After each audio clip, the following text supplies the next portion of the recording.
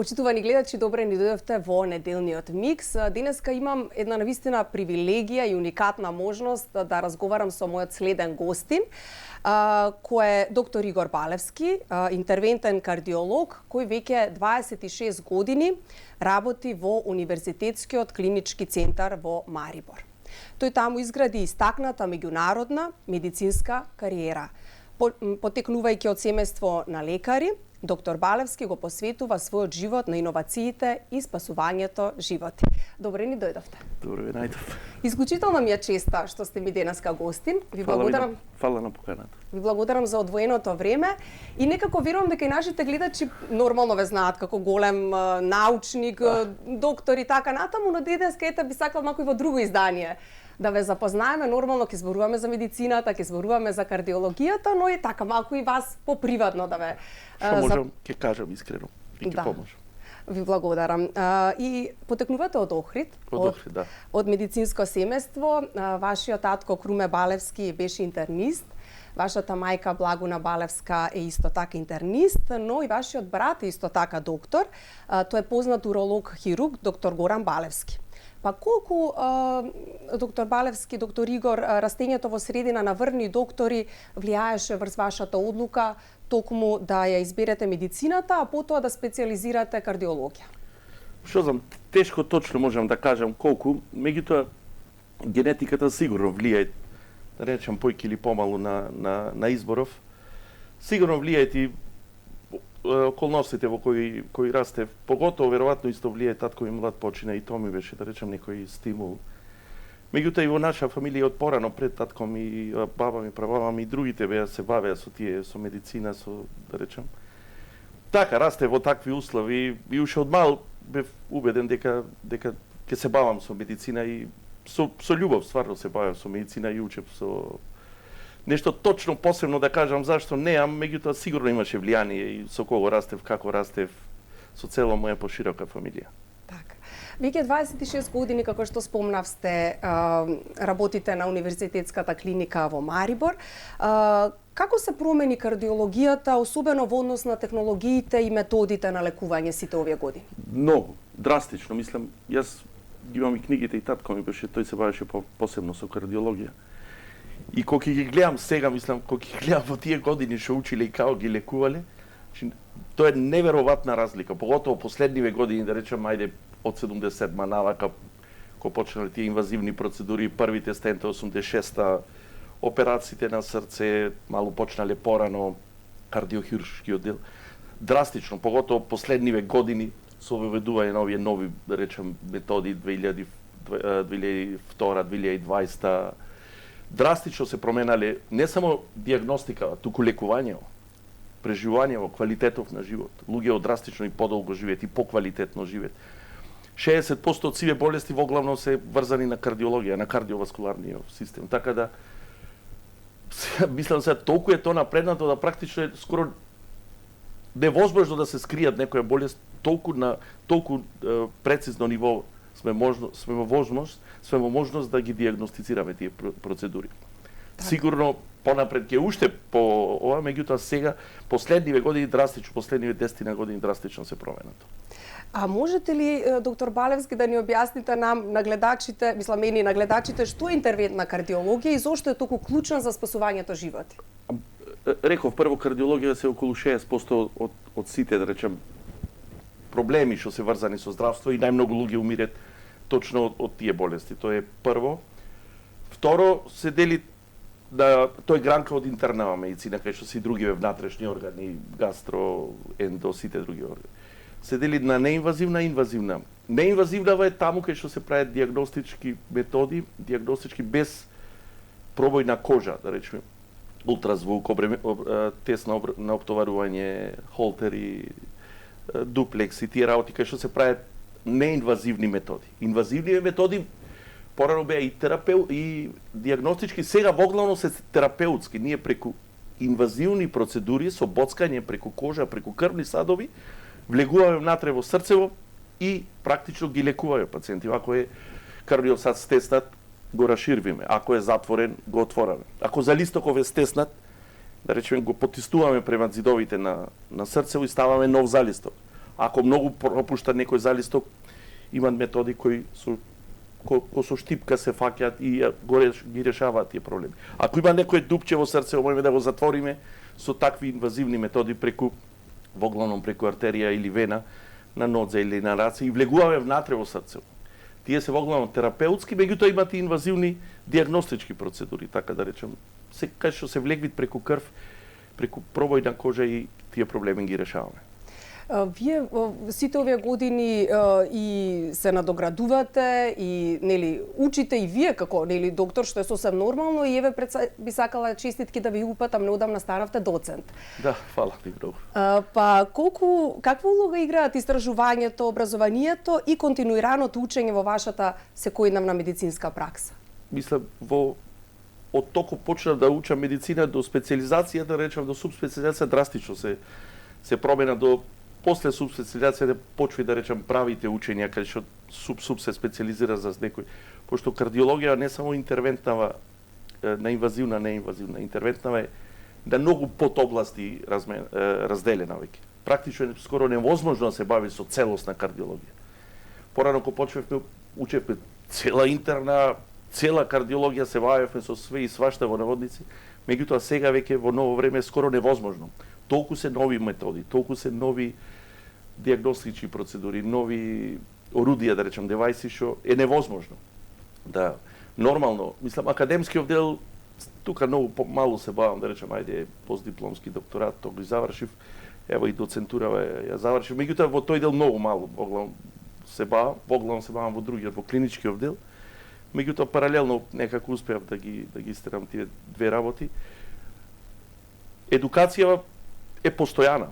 Мислам, практично невозможно сега да работиш напредна кардиологија ако немаш буквално постојана едукација. И то нонстоп, и не само да одите вие на едукација, туку целиот тим. Значи, учењето не е само да седнеш книга да читаш.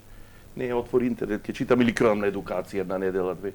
Туку да се дружиш со луѓе што се школовани, луѓе што ќе имаш размена на информации, ме разбирате. Ако того немаш, не можеш којдинка сам тоа да го, колку и да сакаш да си амбициозен, не е возможно тоа. Ме разбирате, така да во наша болница кај што работи имаме 26 кардиолози, разделени сме инвазивна, неинвазивна, ние меѓу нас се, меѓутоа секој ден имаме дискусии, секој ден презентација, и практично како што старам викам помалу читам, а пој ќе учам. Помалу читам, сетвам јас, пој ќе учам од младиве што пој ќе бед време за читање, да речам, ме разбирате. Така да тоа е нон-стоп едукација, не само седење и учење, туку едукација, учење, работа и само работа и полека оди тој степен напред. И самата средина. Средината си го прави својот. Најмногу. Ке даеш за да ти дајат, нема друго чаре. И најважно е кога сте ценат во средината, она што го давате кога ќе... Видите, дал ќе си ценет, то не може од утре за утре, то треба многу да даеш и да очеквиш дека малку ќе добиеш назад. Мислам, тоа никош не сум го ни мерил. Ме разбирате. Тоа што го знам, го кажувам, сакам да ги научам. Тие што сакат да вратат, ќе вратат. А воглавном, наша работа е хумана и воглавном сите со добро ви враќат, ме разбирате. Така да сваќат дека сам не можете. Од почеток сиве сакаме сами. Знаеш, јас, вака, така, ама не може. На долг рок ќе видите дека тимска работа. Апсолутно, невозможно е. Невозможно е. Јас се сеќавам, да речем, да почетоците кој работев кај доктор Митрев, на клиниката Жан Митрев, дојде на анестезиолог и кажуваше за тимска работа, почне ги нацрта сите кругови, од олимписки 5 кругови нацрта. Ова е хирургија, ова е кардиологија, ова е рехабилитација, ова е анестезија, ова. Викат, една од овие карики, ако ви фалит, целиот систем паѓа. Тој предавање од 90% го и тоаш, што збори човеков, но ние чекаме се нешто стручен, не каже, тој ни кажеше за тимска работа, како треба тимски да работат, како тимски да одлучуваме, како и одговорноста тимски да ја поделиме. Така да сегде е тоа важно, не само во било која област, меѓутоа во медицина па посебно, во кардиологија уште посебно затоа што нашите процедури се и комплексни и мала грешка може многу лошо да заврши. Така, голема прецизност апсолутно. Не, прецизност, брзина некој пат, прецизност, повеќе мислења. Ние некојаш 3-4 доктори ќе сме и на крај не ќе знаеме кој од кај да вака, така, во тек на процедура ќе мениме ќе го мениме планов. Едно сме се договориле, во тек на процедура ќе се опулиме, вака ќе направиме, така да многу важно е тоа. И едукацијата и тимската работа е многу важна. Следствено на конкретно на оваа тема, кој е еден од најпредизвикувачките или незаборавни случаи во вашата професионална кариера? Има ли нешто што би сакале да споделите со гледачите? Па не знам што знам да ви кажам кој, да речеме, што за многу рано почнавме со мојот учител, со мојот шеф доктор Канич, да се бавиме со патологија на аортниот залисток. Уште ко почнаа првите студии за тие вештачки залистоци што се стават во срцето преку артеријата, да речем, така именуваните тави, што ги викаме, трансфеморално, знаев некако дека овој дел неверојатно ќе опромени и начинов на животов на пациентите, и квалитетов на живот и должинава на живот. И уште од рано почнавме, да речем, со него дојме на едукација во Берлин, во Лајпциг. И да речем, првиот дел го направивме негде 2009-2011 и се спремавме за голем чекор, почнавме со тие балонски дилатации многу рано во тој дел на Европа и се спремавме за тој залисток долги години да го оставиме.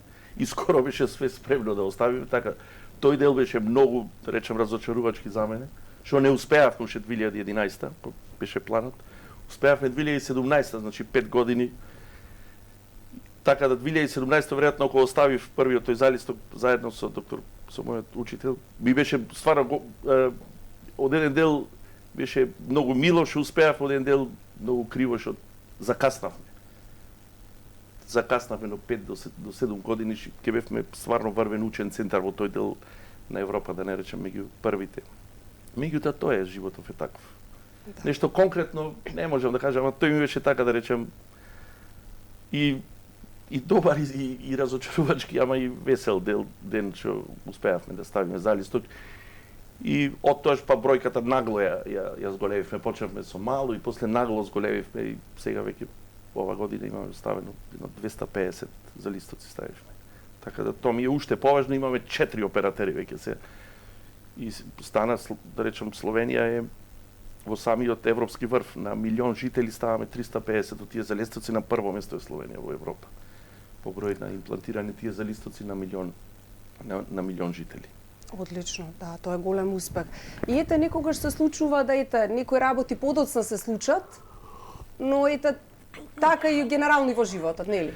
Тоа е точно, ама јас по природа пак морам да признам, малку сум можети брз, сакам да сме меѓу првите. Кога бев млад се бавев со веслање, многу сакав да веслам и тоа што да речем, ајде, Југославија па Македонија. И стално го кажувам примеров, многу блиску, а светлости години далеку од првото место. Трениравме со еден, да речем, четверец многу јак од Белград. Многу јака школа за веслање и со нив трениравме, идеја во Охрид и многу трениравме заедно и нон-стоп ги побеждавме. По една должина, две, нон-стоп ги побеждавме. И јас бев убеден дека на државно ние ќе ги победиме. Ние на државно изгубивме од нив. Тие беа први, ние бевме шести.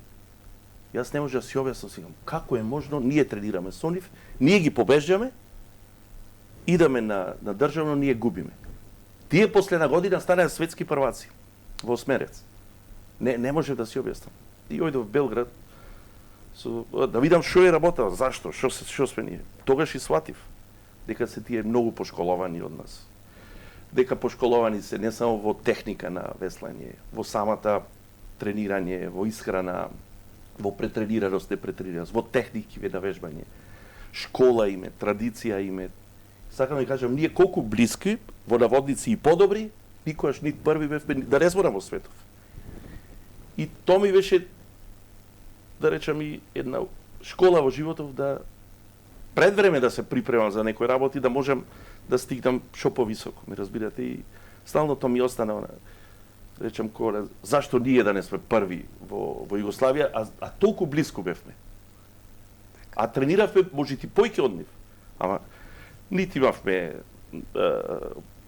паметен тренинг, не знаевме што е претренираност, кајчето не знаевме да го припремиме пред това, тие има и ново кајче и го припремаја, пред тренинг имаја посебни исхрани, посебни мереа пулсови, сатурации, притисоци, за нас тоа беше шпанско село. Јас тие по зима вежба е техники на вежбање. Ние имавме и сила и кондиција, све, меѓутоа нула техника. Нула техника, цела сила ја користевме во глупости. И тоа сватив што е дека сме далеку, сме многу блиски, а многу далеку од резултатот. И на крај резултатот се гледа. Така и ден денешен, за жал во многу сфери. Така. Во све, не само сфери. во веслање или во кардиологија. Имаме талент, имаме квалитет, меѓутоа ете, други работи. Џабе е тоа. Да. Џабе. Прва медалја злато само за прво место. Нема 5 души да се качат или сребрена медалја или бронзена. Да. Ние можеме да речеме, овој беше талент, овој беше, ама беше. Дали успеа, тоа па е друго, ме разбирате. Така да, јас така ги гледам работи. Сега колку е тоа правилно, тоа е друга работа.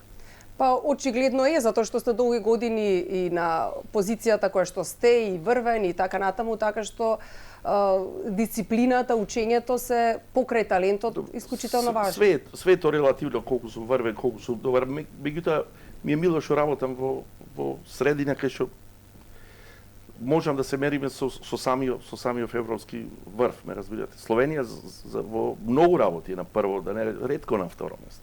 На трето, четврто, скоро да ништо. По број на трансплантации на милиони, прва во светот со Хрватска. По преживување од кардиоваскуларни, по бројава на тави. На многу места е во самиот светски врв. И то не зборам четврто, пето, на прво место, на второ. Така. Иако работите во Марибор, сте во странство долги години, вие верно ја одржувате вашата врска со Македонија. Имено во време на коронавирусот, специјално бевте дојден тука за да им помагате на вашите колеги. Што ве поттикна на тој чекор?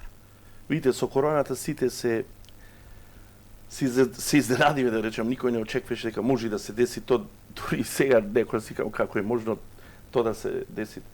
Словенија брзо почнавме да се припремаме, кога почнале проблемите во Ломбардија, во Италија, одма почнавме со обуки за кислород, за машини, за све. Меѓутоа, знаете како, гените и коренот секој ще влече таму од кај што си. Чудо не можеш да направиш. Меѓутоа, малу колку толку да помогнеш, па може секој. Ме разберете, малу по малу. Може еден живот да спасиш, ке речеш, бери катва, сум решил нешто. Колку што можнав, помогнав. Бев и во Скопје, работев и во Охрид, целиот одмор што го имав, околу 50 и нешто дена го потрошив, да речем, Со голема кеф работев, мака пак би дошол. Ми е криво што не спасивме појке, не се организиравме подобро, да пак ќе речем, зашто да ние не сме меѓу најдобро, најмногу што се екстубираа, најмногу што имавме добри машини, најмногу терапија со кислород, најдобри да бевме. Затоа што Словенија е воглавно кадрот е многу едуциран и системски се одлично решени. Тие одлично се справија со криза. И нормално сакаш таму кај што ти е домот, кај што ти е да помогнеш. Тоа е нормално за секој човек. Така. Доктор Балевски, стресот и начинот на живот се главни фактори кај срцевите заболувања. Кои се најчестите грешки што ги прават луѓето кога станува збор здравјето на срцето? Кој совет би им го дале на гледачите за да го намалат ризикот од кардиоваскуларни заболувања во секојдневниот живот? Најважно, има повеќе работи, најважно и наједноставно што може да го решите да не пушите. Пушење е драстично 4 пати зголем ризиков за коронарна болест. И никој пат не е касно да прекине со пушење. Речи, обично треба 20 години да не пуши, да влези во статистика на луѓе што уопште не пушеле. Така да пушењево и од финансиски гледна точка помалу трошоци ќе има. Меѓутоа користот ќе е огромен. Поготово ако има други ризик фактори, зашто ризик фактори за срце не се собира, туку се множат. Експоненционално расте. Така да од сите ризик фактори кога човек некој оболи од срце, најголема корист има тако престане да пуши. Тоа е исто многу важно. Важно е холестеролов, ако им е висок, поготово тој лош холестерол, ЛДЛ, ако им е висок, да го лекуваат што порано. Ако им е ЛДЛ на 3 кај здрави, да почнат од младост да се лекуваат. Што порано, то подобро. Ако е веќе оболен, тие вредности се понески, под 1,8, под 1,4 ЛДЛ, зависи од тежината на болеста. Така да 70% во наводници на здрави луѓе веќе треба да се лекуваат за холестерол, рано да се лекуваат за холестерол. То физичка активност, умерена, све умереност, значи не екстремна физичка активност, умерена физичка активност, кај што умерено ги користат сите мускули, пулсот не е над 110. тие докажано корист, пешачење, пливање, скијање, значи кај што користат целата мускулатура. Не е екстремни спорт. Значи не е екстремни спорт, тие нема докажано корист, напротив, име штета докажано. Медитеранска исхрана ако може, значи обично масло да менет со маслиново масло, обично месо со риба ако може. Зеленчук, салати повеќе, умерено консумирање на алкохол, на вино. Дури бајами по некои студии, бадеми, да. Бадеми, црна чоколада може да го намале вкупниот ризик за околу 75% дека шеќер, значи апсолутно не апсолутно, све мој да е умерено. Тој треба да ги троши. Што не видите, холестеролов е врзан на ген воглавно, 90%, 10% е на храна. Голема грешка е тој да не е тоа што него му е кејф, да не претеруваат, разбирате. Иначе и во физичка активност ако претервите е лошо. И во било кој екстреми од едни крајности на други исто е лошо. Така да умереност во све. Тој има практично све дај и благодајат и све. Меѓутоа вишокот од шеќери ќе се складираат во однос на триглицериди, ќе се здебелите, ме разбирате. Тоа носи па независен ризик фактор. Да. За друга коронарна болест, за да не навлегам се во други умереност, тоа е важно. Сега, ако веќе имаат шеќерна болест, добро да ја регулираат. Ако имаат притисок, треба добро да ја регулираат. Притисокот, пошто се стварно едноставно тоа да се лекуваат, многу нови апчини, има многу нови начини. Меѓутоа пак, ако имаат притисок, пример, ако го намали внесов на сол, по притисков ќе го намали за 10 мм жива на ако физичка активност имаат, уште 5 до 10 мм. Така да тие нефармаколошки работи се многу важни. И да ги знаат кои се критериумите да ги достигнат. Значи шеќерот да е добро регулиран, имате еден хемоглобин АНЦ се мери под 7 да е. Притисокот да е добро регулиран. Малиот притисок поготово да е под 85, по книга под 80. Така да тие работи ако се решат, може процесот буквално за коронарна болест поготово да застане. Така многу напреднато е лекување, да речеме. Меѓутоа со не скапи процедури, со не кој знае што едноставно. Секојдневни навики. Секојдневни навики. И диагностикава е едноставна сега. Обична анамнеза да му земиш на пациент, мој многу подобро да го диагностицираш, него на милион истражување да го пуштиш. Значи таа рана диагноза е исклучително важна. А многу често се случува пациентите многу подоцна да дојдат на лекар. За жал, нели? Ние тука сме и сами криви, мислам, нашиот менталитет е таков, значи и системот е таков. Ние воглавно чекаме нешто да се деси во таа група сум и јас, мислам, не е дека јас сум поинаков. Чекаме да се деси, па после ги решаваме проблемите. Меѓутоа во нормални држави мораш да ги направиш некои анализи за продолжиш да живиш напред. Така. Како лично, доктор Балевски, се справувате со емоционалниот притисок, одговорноста што доаѓа со интервенциите што спасуваат животи? Тешко е тоа, не можам да ви кажам. Мислам, успехот е лесно да го прифатиш. Радоста што ја добие после процедура пациентот, неговата захвалност, немој со никоја пара да се плати. Не постои нешто. Меѓутоа секогаш не побеждаме, некогаш и губиме. Некогаш и губиме таму кај што мислиме дека ќе победиме. Тешко, тоа е многу тешко. Мислам, не познавам колега што тоа лесно го помини. Поготово кога ќе му се соопшти на роднините. Самиот, речем, самата процедура и самиот однос дека некој сме му направиле штета, место корист дошол да му направиме корист, сме му направиле штета. Некојаш, не дај Боже, и фатално заврши, значи не може тука, не е. Тешко се поднесви, некојаш и подлог период ми треба да...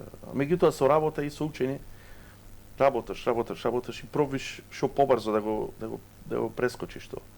Меѓутоа, мене лично и уопште не ми е лесно и ми некои работи некојаш не можем да ги заборавам, месеци и месеци ми стоят во глава. Што сгрешивме, што требаше да направиме. Пробам, речем, тоа е его, колку што можеме да го контролираме, затоа што е тоа многу опасна работа. Да. И во секоја професија, особено и во медицината. Во секоја професија. Тоа апсолутно. Во нашава е посебно важно за се работа за живот. Да речем, адвокатов ќе го изгубит, споров ќе изгубит. и пари, и куќа нешто, или спор некој, ама пак мој да го на друг начин. Во нашава работа е да му скратиш некој живот, квалитет на живот да му скратиш, или не дај Боже во наводници да му го одземи животов, е многу лошо и тешко. Тешко можам да го објаснам тоа. Тоа мораш да го осетиш па да видиш како е. Така. Гледајќи напред, кои се вашите надежи за иднината на кардиологијата и каква порака би сакале да им испратите на младите доктори од КНС и од регионот? Порака, мислам, ќе кажам нешто што е познато веќе од кој светов. Мислам, за успех две работи се важни. Учење и работа, нема некоја голема филозофија во тоа. Значи, што поќе учиш, што поќе работаш, успехот е неминовен. Ако тоа па го правиш со љубов, искрено, мислам дека и поинаку не можеш ни да го правиш.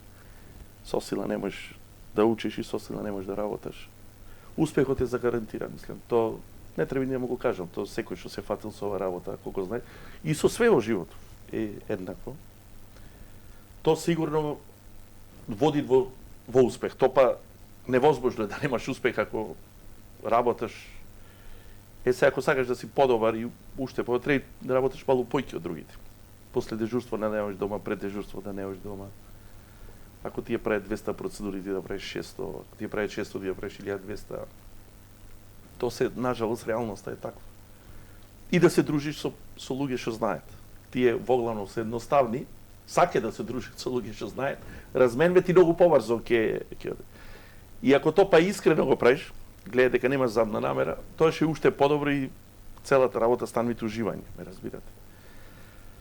Сега, медицинава неверојатно од напред, поготово кардиологија, практично, мислам, не само нашиот дел, да речем, и неинвазивнава од напред, и инвазивнава. Да речем, ние сме во наводници конкуренти со кардиохирурзија, нивната уште повеќе од напред. Така да, и кардиохируршки операции се пократки, побрзи, поедноставни, со помали резови, со подобро преживување. Порано беше операција на срце, што ја ви кажам. Сега е то рутина. Рутина, една обична операција, класична срце, сат и пол трај од кожа до кожа, ме разбирате. Така да, сите делови на медицина напредвет и мислам дека последниве години драстично ќе се промени и преживување. Меѓутоа, главно во моје мислење, главно промена ќе е на ниво на ген, на ниво на клетка. Тоа брзо ќе се деси. И тоаш во почетокот ќе се промени преживување. Да директно се имаат лекарства кои деловат на веќе за холестерол на тоа ниво се, речеме на синтеза на, ајде да речем попримитивно, на синтезата на тој холестерол, значи на РНК, на месенџер РНК, на тој дел. Меѓутоа ќе дојде момент кога и тие лоши гени ќе ги тргат, ќе стават нормални. Така да тука ќе револуција. И луѓето ќе живеат многу поиќе. Дај Боже да е така. Сигурно ќе е така, сигурно. Тоа сум уведен. Пред 30 години да некој да го прашавте дека ова ќе се дешава, сигурно ќе речеше не е можно. Јас кога ќе прочитам 1960-65 што им давале за инфаркт, што ги лечеле, си викам во овие ништо не им правеле. Така исто и за нас ќе викам, овие ништо не им правеле. Така да техникиве и науката од напред. Доктор Балевски, еве го привршуваме разговорот. Иако живеете во Марибор, Охрид ви е во срцето и многу често сте во Охрид. Секој месец. Охрид ми е во срце, јас сум охриджанец, секој месец идам. И да речем и со колегите соработувам, поготово со болницата во Систина. Со колегите од Охрид исто соработуваме, па и со клиника. Пробвам да имам коректни односи. Охрид ми е, јас сум и охриджанец и секој месец идаме на недела во Охрид, пробвам колку што можам и да помогнам, колку што можам и да се одморам, да пренесам нешто знаење, да научам нешто, така да јас не познам човек што Охрид не го сака, камоли да си од Охрид. Апсолутно, да. И она поддршка, верувам, од најблиските ви исклучително важна. Да, тоа апсолутно од фамилијата, од сопругата, од пошироката фамилија имам поддршка, па ево и деца се нешто. По ваши стапки се, нели? Па, мислам, на медицина се, да. Почне, ќе видиме се на почеток се тоа. Времево ќе кажи дали правилно се одлучија. Јас да учам и да работам за нив не можам. Така, апсолутно. Ми беше навистина големо задоволство. Дали ви беше пријатно? Да, многу пријатно. Малку поинаку, да кажем, да, не толку стручно, а сепак офати малку. Да, пријатно, да. Јас и малку сум и тремараш и тешко со камери, не сум некој, не ме бива многу за речем и охридски зборам, не тешко ми е Се си беше одлично. Ама одлично, супер беше. Се си беше. Многу ви благодарам. Фала ви и вас. Ми беше задоволство навистина. И мене. Фала многу. Почитувани гледачи, се надам дека и вие уживавте. На мое големо задоволство доктор Игор Балевски, интервентен кардиолог кој веќе 26 години работи во Универзитетскиот клинички центар во Марибор.